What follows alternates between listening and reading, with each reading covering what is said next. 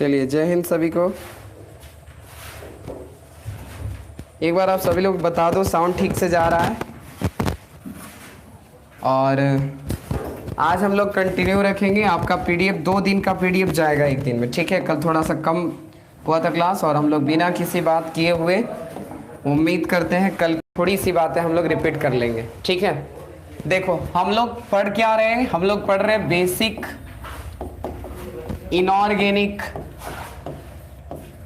Chemistry. Basic inorganic chemistry पढ़ रहे हैं हम लोग।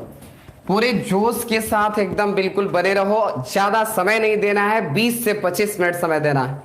और 20 से 25 मिनट आपका कैसे निकल जाएगा ये आपको भी नहीं पता चलेगा, हमें भी पता नहीं चलेगा। और यही होना चाहिए पढ़ाई में, ना तो आपको पता चले ना तो हमें पता चले, तो सही मायने में पढ़ाई किया हुआ है। यदि आपको पता चल रहा है कि समय बीत रहा है तो समझो कि पढ़ाई में दिक्कत है। तो बेसिक इनऑर्गेनिक केमिस्ट्री का हम लोग टॉपिक स्टार्ट किए थे एटॉमिक स्ट्रक्चर। और एटॉमिक स्ट्रक्चर में हम लोग बातें कर चुके थे थोड़ी सी बात कि एटम्स के 3 मौलिक कण हैं, ठीक है। हालांकि और भी मौलिक कण होते हैं जैसे पॉजिट्रॉन, अल्फा, बीटा, गामा, ये सब भी है। ये सब भी निकलता है एटम से, तो उन सब के बारे में डिटेल्स नहीं करना है। जैसे alpha particles, beta particles, gamma particles, positron, electron, proton, neutron, total 7 types के हो जाते हैं। तो इसके लिए आपको टेंशन नहीं लेना है, वहां तक नहीं जाना है, ठीक है। Alpha, beta, gamma particles, positron वगैरह के बारे में नहीं जानेंगे। तो आइए हम लोग सबसे पहले पढ़े थे कि इसके 3 मौलिक कण हैं, ठीक है। 3 मौलिक कण है, यानी 3 फंडामेंटल पार्टिकल्स है।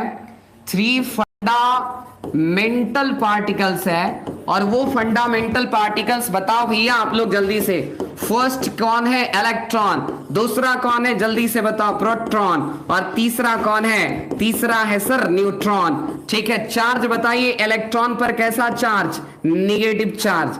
कैसा चार्ज है? Negative charge. प्रोटॉन पर कैसा चार्ज? पॉजिटिव। न्यूट्रॉन बंडा। बंडा का मतलब न्यूट्रल, ठीक है। न्यूट्रल का मतलब जिस पर कोई चार्ज नहीं है। अब जरा सा हम देख लेते हैं कि इसको रिप्रेजेंट करते हैं ई से, इसको रिप्रेजेंट पी से, इसको रिप्रेजेंट एन से। और खोज जान लेते हैं कि खोज कौन कौन किए। तो इलेक्ट्रॉन की खोज किए हैं थॉमसन नामक वैज्ञानिक ने, ठीक है। थॉमसन नामक वैज्ञानिक ने इलेक्ट्रॉन की खोज किया। प्रोटॉन की खोज की है रदरफोर्ड। हालांकि गोल्डस्टीन भी, लेकिन ज्यादा श्रेय दिया जाता है रदरफोर्ड को। और न्यूट्रॉन की खोज की है कौन? चैडविक, ठीक है। न्यूट्रॉन की खोज की है जेम्स चैडविक। थॉमसन ने खोज किया है, ठीक है, किसका? इलेक्ट्रॉन्स का। और प्रोटॉन्स की खोज कौन किए हैं? रदरफोर्ड। अगर कभी भूल जाओ, अक्सर बच्चे इस चीज को भूल जाते हैं कि खोज कौन किए, है ना। अक्सर बच्चे, ठीक है, भूल जाते हैं कि खोज कौन किया है। तो आप जल्दी से इस तरीके से बताओ, इलेक्ट्रॉन की खोज कौन किया? तो इलेक्ट्रॉन की खोज किए हैं थॉमसन, ठीक है। यानी थॉमसन ने किस चीज का खोज किया? इलेक्ट्रॉन का खोज किया। उसके बाद बताओ, न्यूट्रॉन्स की खोज कौन किए? चैडविक। न्यूट्रॉन्स की खोज कौन किए? न्यूट्रॉन की खोज कौन किए हैं? चैडविक, ठीक है, चैडविक किए। और उसके बाद अगर पूछे कि बताइए प्रोटॉन की खोज कौन किया? प्रोटॉन की खोज कौन किया? तो कहेंगे रदरफोर्ड। कौन किया? रदरफोर्ड, ठीक है। प्रोटॉन्स की खोज कौन किया? रदरफोर्ड। एक एक टॉपिक को हम कवर करने का प्रयास करेंगे। आपको तनाव लेने की जरूरत नहीं है, टेंशन लेने की जरूरत नहीं है, ठीक है। हम लोग क्लियर करेंगे सारी की सारी टॉपिक को। तो टीई का मतलब हो गया थॉमसन, ठीक है। ई का मतलब क्या हो गया? इलेक्ट्रॉन। तो इलेक्ट्रॉन की खोज थॉमसन, ठीक है। न्यूट्रॉन की खोज चैडविक। और प्रोटॉन की खोज किए कौन? रदरफोर्ड। अगर भूल जाओ तो कहना, ठीक है, उन लोगों से जो अभी प्यार करता है उसको सीधे कहना कि अरे हमें तो एनसी में ही, ठीक है, एनसी में ही क्या हो गया? प्यार हो गया। एनसी में ही, एनसी में थे ही, तो हमें क्या हो गया? प्यार हो गया। बस इतना कह देना कि हम जब नर्सरी में थे, एनसी में ही थे, टीई से कर देना है थे, ठीक है ना, नर्सरी में थे ही तो प्यार हो गया। इसका मतलब एन का मतलब न्यूट्रॉन, सी का मतलब चैडविक, यानी न्यूट्रॉन की खोज कौन किया? चैडविक ने किया। थॉमसन ने किसकी खोज किया? इलेक्ट्रॉन। थे यानी टी कर देना है, थे यानी क्या कर देना है? टी कर देना है। और प्यार यानी प्रोटॉन, और आर का मतलब रदरफोर्ड। कहना है कि जब हम एनसी में ही थे तो हमें प्यार हो गया, ठीक है। और माँ बाप से भी प्यार हो सकता है। नर्सरी में तो बच्चे माँ बाप से ही प्यार करते हैं, पेरेंट्स से प्यार करते हैं, भाई बहन से प्यार करते हैं। तो कहना कि नर्सरी में ही थे तो हमें प्यार हो गया। एनसी, न्यूट्रॉन की खोज कौन किए? चैडविक ने किया, ठीक है। न्यूट्रॉन की खोज कौन किए? चैडविक ने किया न्यूट्रॉन की खोज। अब कभी नहीं भूलोगे कि जैसी कहे कि बताइए इलेक्ट्रॉन, प्रोटॉन, न्यूट्रॉन की खोज कौन किया? कह रहा अरे हम एनसी में थे तो प्यार हो गया। अब सामने वाला भी सोचेगा कि अरे तुमसे तो हम पूछे कि इलेक्ट्रॉन, प्रोटॉन, न्यूट्रॉन की खोज बता, तो तुम क्या बोल रहे हो कि एनसी में थे तो प्यार हो गया। सब कोई एनसी में रहता है तो मां बाप से प्यार हो जाता है। अब कहना कि सुनो, एनसी, न्यूट्रॉन, चैडविक ने किया, थे का मतलब टी, थॉमसन ने इलेक्ट्रॉन की खोज किया, और प्यार पीआर हो गया। प्रोटॉन की खोज कौन किया? रदरफोर्ड। तो हम समझते हैं कि अब आप इसको कभी नहीं भूलोगे, इलेक्ट्रॉन, प्रोटॉन और न्यूट्रॉन का मुद्दा, ठीक है ना। अब हम लोग इसके बाद आगे बढ़ते हैं और थोड़ी सी बात नए टॉपिक की करते हैं, और वो नया टॉपिक क्या है? आयंस। आप लोग भी बिल्कुल चार्ज रहना, आधे घंटे 20-25 मिनट की बातें हैं। ऑब्जेक्टिव क्वेश्चन मैं कराऊंगा, आप ऑब्जेक्टिव क्वेश्चन पर गौर करना, आज जरूर टाइम को मद्देनजर रखते हुए करेंगे। तो आइए, आयंस को हम लोग आयंसी लिखते हैं। तो आयंस की परिभाषा क्या है? तो चार्ज्ड स्पीसीज को, चार्ज्ड स्पीसीज का मतलब है कि अगर कोई कण आवेशित है ना, यानी चार्ज्ड पार्टिकल्स लिखे तो ज्यादा अच्छा है। कहेंगे क्या कि अगर कोई आवेशित कण है या कणों का समूह है तो उसको हम लोग कहते हैं आयंस। तो आवेशित कण या कणों के समूह को हम क्या कहेंगे? आयंस कहेंगे। फिर से सुन लो, आवेशित कण या कणों के समूह को क्या कहा जाता है? आयन कहा जाता है मेरे दोस्त। आयन कितने तरह के होते हैं? 2 तरह के होते हैं सर। एक होता है धनायन और एक होता है सर ऋणायन, ठीक है। एक होता है धनायन और एक होता है ऋणायन। धनायंस को कहते हैं केटायंस और ऋणायंस को हम लोग कहते हैं एनायंस। सर धनायन किसे कहते हैं सर? तो धनायन कहते हैं कि अगर कोई धन आवेश से आवेशित हो, धन आवेश से आवेशित हो, कहने का मतलब है कि जो पॉजिटिवली चार्ज हो, जो पार्टिकल्स पॉजिटिवली चार्ज्ड हो, यानी धन आवेश से आवेशित हो, उसको कहते हैं धनायन, यानी जिस पर प्लस चार्ज उसको कहेंगे केटायंस। और जो ऋण आवेश से ऋण आवेशित होता है, जो ऋण आवेश से, ठीक है, ऋण आवेश से आवेशित होता है तो उसको हम लोग क्या कहते हैं? तो उसको कहते हैं ऋणायन कहते हैं। यानी कहने का मतलब है कि जिस पर नेगेटिव चार्ज है वो आपका ऋणायन होगा और जिस पर पॉजिटिव चार्ज है वो आपका केटायंस होगा। तो केटायंस का मतलब हो गया Na+, केटायंस का मतलब हो गया Ca2+, केटायंस का मतलब हो गया Al3+, एनायन का मतलब हो गया F-, O2-, N3-, ये सब आपके क्या है?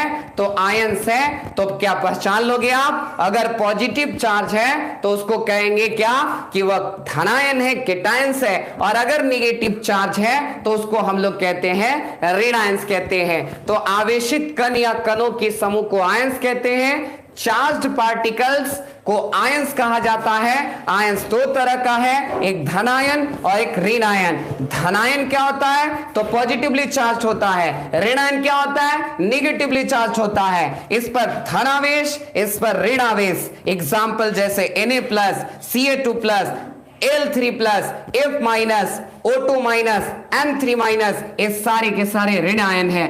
अब क्वेश्चंस करेंगे हम लोग, ऑब्जेक्टिव जरूर करेंगे लेकिन कुछ टॉपिक पढ़ने के बाद। और अगला टॉपिक मेरा फिर से नया टॉपिक आया, formation of ion. Sir ion बनता कैसे है सर, ये बता दीजिए।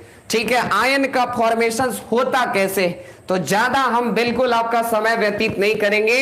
अब मात्र 15 मिनट और रह गया है और 15 मिनट में कुछ तूफानी करके जाएंगे।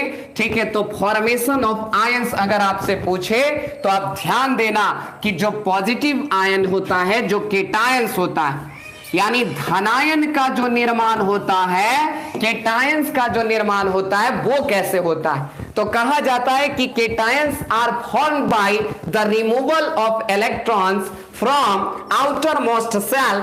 ठीक है, उसके बाद कहा जा सकता है कि ऋणायन का निर्माण कैसे होता है, मैं इसको हिंदी में भी आपको समझा दूंगा। केटायन का यानी धनायन का निर्माण तभी होता है जब कोई परमाणु अपनी बाह्यतम कक्षा से यानी आउटर मोस्ट सेल से इलेक्ट्रॉन लॉस करेगा। जैसे मान लो कि यह एक परमाणु है और इसके बाह्यतम कक्षा में एक इलेक्ट्रॉन इस तरीके से पड़ा है। अगर ये परमाणु इलेक्ट्रॉन का अपनी आउटर मोस्ट सेल से लॉस करता है तो इस पर कैसा चार्ज आ जाएगा?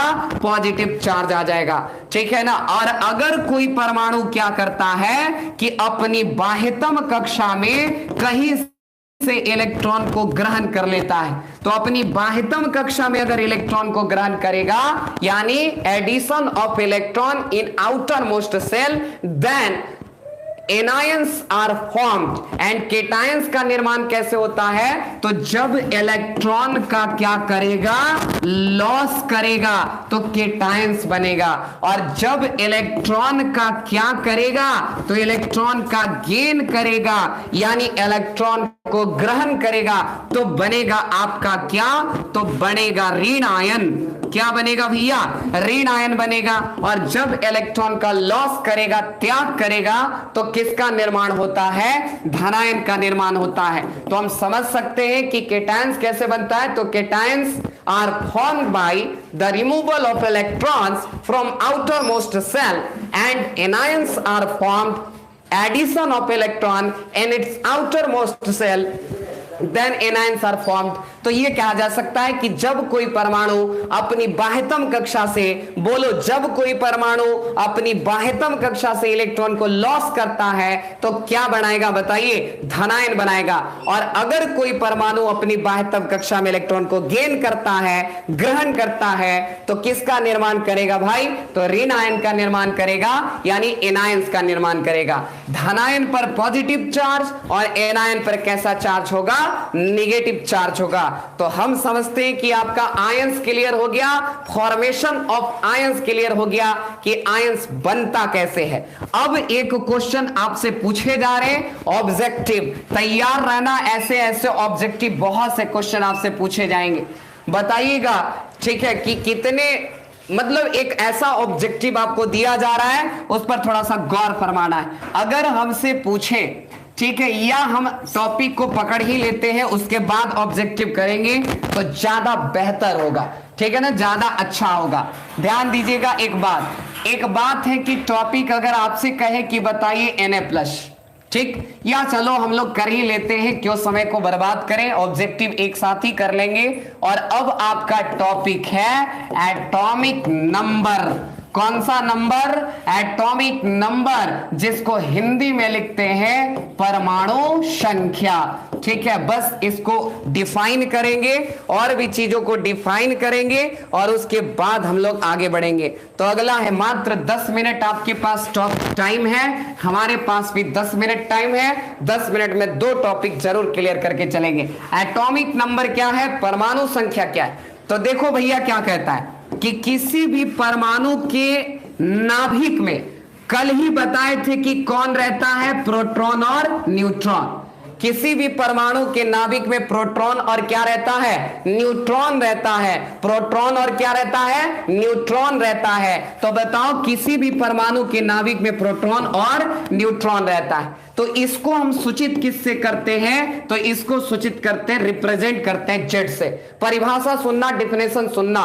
कहता है कि number of protons present in nucleus is known as atomic number, या atomic number is the number of protons present in nucleus, यानी किसी भी परमाणु के नाभिक में उपस्थित प्रोटॉन की संख्या को क्या कहा जाता है? परमाणु संख्या कहा जाता है। बोलो एक बार हमारे साथ, किसी परमाणु के नाभिक में उपस्थित, किसी परमाणु के नाभिक में उपस्थित प्रोटॉन की संख्या, किसकी संख्या? प्रोटॉन की संख्या को क्या कहते हैं? परमाणु संख्या कहते हैं। और परमाणु संख्या को किससे सूचित करते हैं? जेड से। तो बोलो जेड किसके बराबर हो जाएगा? पी के बराबर हो जाएगा। फिर से एक बार सुन लीजिए, कहना है कि atomic number is the number of protons present in nucleus is known as atomic number, यानी किसी परमाणु के नाभिक में उपस्थित प्रोटॉन की संख्या को क्या कहते हैं? परमाणु संख्या कहते हैं। मान लो इसको समीकरण क्या? फर्स्ट। अब जरा एक दिमाग लगा के बताइए कि अगर कोई परमाणु उदासीन है, उदासीन परमाणु के लिए, यानी फॉर ए न्यूट्रल एटम, अगर हम न्यूट्रल एटम की बात करें तो बताओ, इलेक्ट्रॉन पर माइनस चार्ज, प्रोटॉन पर प्लस चार्ज, इलेक्ट्रॉन पर माइनस, प्रोटॉन पर प्लस। तो आप बताओ कि कोई उदासीन कब होगा? जब उसमें प्लस और माइनस दोनों आपस में क्या हो जाए? बराबर। जब प्लस का मतलब प्रोटॉन और माइनस यानी इलेक्ट्रॉन, तो जब प्लस बराबर यानी प्रोटॉन, माइनस यानी परमाणु में जितना प्रोटॉन की संख्या उतना ही इलेक्ट्रॉन की संख्या और उतना ही उसका एटॉमिक नंबर यानी परमाणु की संख्या होगा। समझ पाए एटॉमिक नंबर को? एटॉमिक नंबर क्या है? और लगले हम समझ लेते हैं। एक ऑब्जेक्टिव प्रश्न बनाइए, क्वेश्चन है, एक एलिमेंट्स है, ठीक है, एलिमेंट्स है, एक एलिमेंट्स ए है, ठीक है, जिसके ठीक है नाभिक में, ठीक है, जिसके नाभिक में प्रोटॉन की संख्या, ठीक है, प्रोटॉन की संख्या कर देते हैं कि 11 है, तो इसका एटॉमिक नंबर, ठीक है, एटॉमिक नंबर होगा। ऑप्शन ए दे देते हैं 11, ऑप्शन बी दे देते हैं 23, ऑप्शन सी दे देते हैं 0, ऑप्शन डी दे देते हैं नॉन ऑफ दीज। कह रहा है कि एक एलिमेंट्स ए है जिसके न्यूक्लियस में नंबर ऑफ प्रोटॉन्स 11 है, तो इसका एटॉमिक नंबर क्या हो जाएगा? तो अभी मैंने बताया था कि अगर किसी का एटॉमिक नंबर देखना है यानी Z देख रहा है, तो उसका जो P होगा, जो E होगा, वही उसका Z हो जाएगा। तो हमें पूछा कि नंबर ऑफ प्रोटॉन्स दे रखा है 11 और पूछा है Z, तो P का वैल्यू जो होगा वही Z का वैल्यू होगा, यानी करेक्ट आंसर इसमें सारे बच्चों का A आ रहा होगा। ठीक है ना, बिल्कुल 11 आंसर इसमें हो जाएगा। तो हम समझते हैं कि यह कॉन्सेप्ट आप ठीक ठाक से क्लियर कर लिए, है ना। ये कॉन्सेप्ट आपका बहुत बढ़िया हो गया कि एटॉमिक नंबर ठीक कर दिए। अगला क्वेश्चन सब आपसे पूछेंगे, लेकिन एक टॉपिक पढ़ाने के बाद, और वो है टॉपिक मास नंबर से। क्या है भैया, जल्दी से बताओ। मास नंबर, और मास नंबर को हम लोग क्या कहते हैं? द्रव्यमान संख्या कहते हैं। क्या कहते हैं? द्रव्यमान संख्या कहते हैं। और इसको सूचित किससे करते हैं? तो ए से करते हैं। एटॉमिक नंबर को जेड से, और इसको किससे करते हैं? ए से करते हैं। किससे करते हैं? ए से करते हैं। अब है इसका बात, ये क्या कहता है सुन लेना। कहता है कि mass number is the sum of, mass number परीक्षा में पूछा हुआ क्वेश्चन है, बोर्ड में पूछा हुआ क्वेश्चन है। अगर आपको लगता है कि ये सब क्वेश्चन नहीं पूछता है, तो आपको कहा जा सकता है कि आप क्वेश्चंस बैंक वगैरह नहीं देखते। ये क्वेश्चन पूछा इसलिए गौर करना। Mass number is the sum of, mass number is the sum of number of protons and number of neutrons present in nucleus। यानी कहने का मतलब है कि किसी भी परमाणु के नाभिक में प्रोटॉन्स की संख्या और न्यूट्रॉन्स की संख्या का जो योगफल होता है, सम होता है, उसी को कहते हैं हम लोग मास नंबर। तो मास नंबर को ए से रिप्रेजेंट करते हैं, तो A is equal to P plus N, यानी प्रोटॉन की संख्या और न्यूट्रॉन की संख्या का जो एडिशन होता है, योगफल होता है, उसी को कहते हैं मास नंबर। उसी को क्या कहते हैं? मास नंबर कहते हैं। एक बात पुनः हिंदी इंग्लिश दोनों में, द सम ऑफ, कह सकते हो कि sum of number of protons and number of neutrons present in nucleus of an atom is called mass number. किसी भी परमाणु के नाभिक में उपस्थित प्रोटॉन की संख्या और न्यूट्रॉन की संख्या का योगफल क्या कहलाता है? मास नंबर कहलाता है। ठीक है ना। यहां से एक क्वेश्चन और कर लेते हैं कि representation, REPRECENTATION, representation of elements, आप किसी तत्व को कैसे प्रदर्शित करोगे? तो ध्यान रखना भैया, अगर मान लो x कोई तत्व है, x अगर कोई एलिमेंट्स है, x क्या है भैया? तो x सर एलिमेंट्स है। x क्या है? x कोई तत्व है। तो हमेशा ध्यान रखना, हमेशा ध्यान रखना, z को नीचे लिखना, z को नीचे लिखना और a को ऊपर लिखना। यानी अगर ऊपर बात करें तो a रहेगा और नीचे z जमीन रहेगा, ऊपर आसमान नीचे जमीन। अब इस पर एक एग्जाम्पल कर लेते हैं कि अगर कोई क्वेश्चन दिया CA, यहां कर देंगे 20, यहां कर देंगे 40, पूछेंगे बोलो A कितना है? तो सर A ऊपरे रहता है, तो आंसर हो जाएगा 40। हम पूछेंगे कि बताओ Z कितना है? तो आप कहोगे कि सर 20 होगा, क्योंकि सर नीचे Z होता है, तो Z 20 है। अगर हम पूछेंगे P कितना है, जल्दी से कमेंट करके बताओ P कितना है। कमेंट्स फास्ट कीजिए जल्दी से कि P कितना है, जल्दी से आप बताइए, कमेंट्स में जल्दी से बताइए कि P कितना होगा। फास्ट कमेंट जल्दी से बताइए। तो आप कहोगे सर Z बराबर P बराबर E, Z बराबर P बराबर E, तो Z सर 20 है, तो P भी 20 होगा। सर E भी 20 होगा, क्योंकि Z 20 है, तो P भी 20 होगा, E भी 20 होगा। लेकिन पूछेंगे मेरे भाई कि N कितना होगा? कमेंट जल्दी से करो। नंबर ऑफ न्यूट्रॉन्स चाहिए, नंबर ऑफ न्यूट्रॉन्स।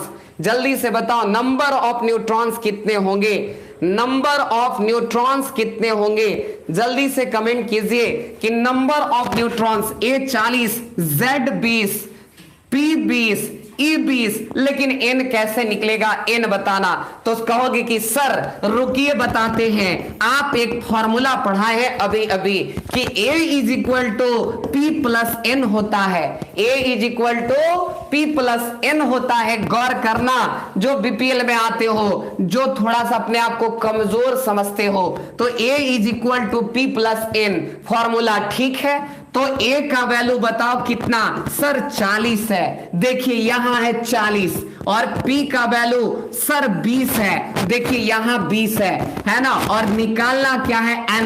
बोलो 20 इधर आएगा तो 40 माइनस 20 हो जाएगा, यानी N का वैल्यू कितना हो जाएगा? 20 हो जाएगा। सीधी सी बात है कि 40 में से 20 घटा लेना है, 40 में से 20 घटा लेना है, A में से Z को घटा लेना है, तो आपको N मिल जाएगा, नंबर ऑफ न्यूट्रॉन्स मिल जाएगा।